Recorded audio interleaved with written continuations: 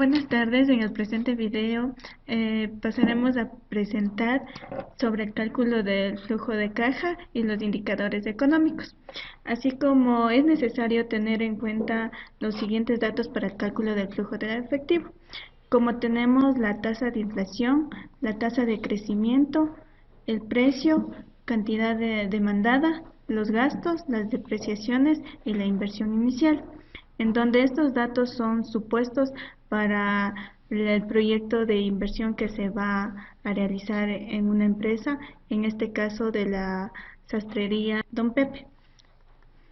Ya, procedemos al cálculo del flujo del efectivo.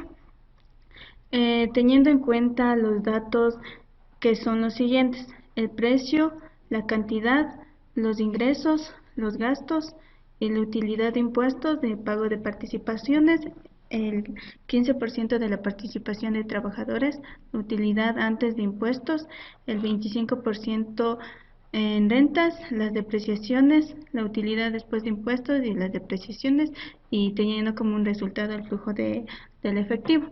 Para esto es necesario tener en cuenta los periodos que se inicia con el año 0, el año 1, el año 2, el año 3, el año 4 y el año 5, que es una proyección para 5 años, en donde para el cálculo del precio se toma en cuenta los datos del precio que tenemos en los datos supuestos.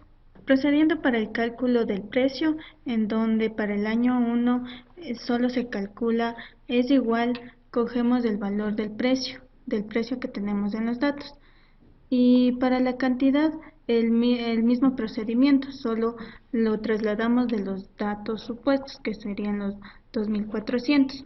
En los ingresos ya es la multiplicación del precio por la cantidad.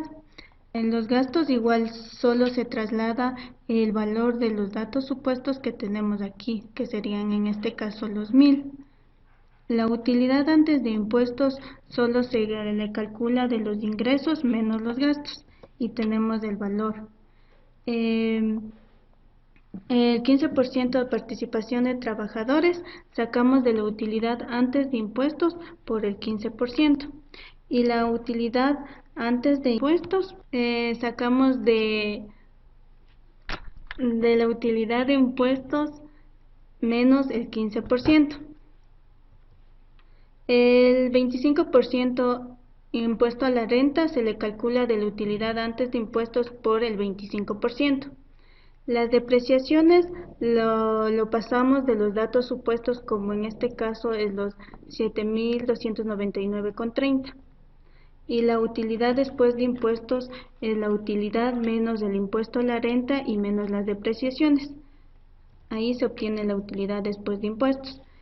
Aquí sumamos también las depreciaciones. Para la suma del flujo del efectivo se suma la utilidad después de impuestos más las depreciaciones, ya que es un valor contable, por eso se vuelve a sumar las depreciaciones.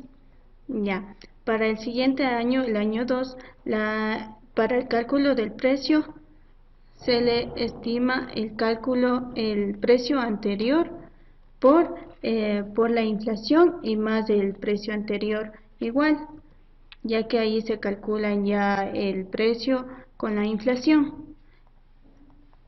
La cantidad es el mismo procedimiento. Es la cantidad del año anterior por la tasa de crecimiento, en este caso, más la cantidad del año anterior. Y los ingresos es igual al precio por la cantidad. Los gastos es igual el mismo procedimiento.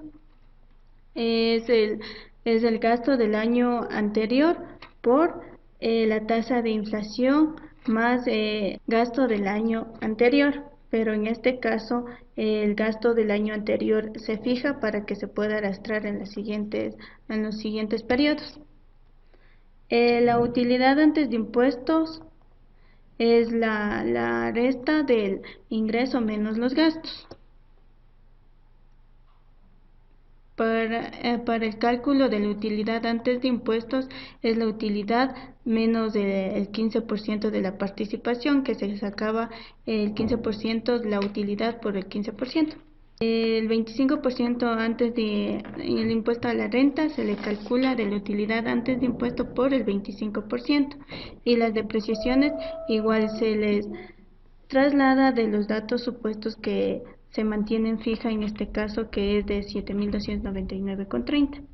Y la utilidad después de impuestos es la resta de la utilidad antes de impuesto menos el impuesto a la renta y menos las depreciaciones.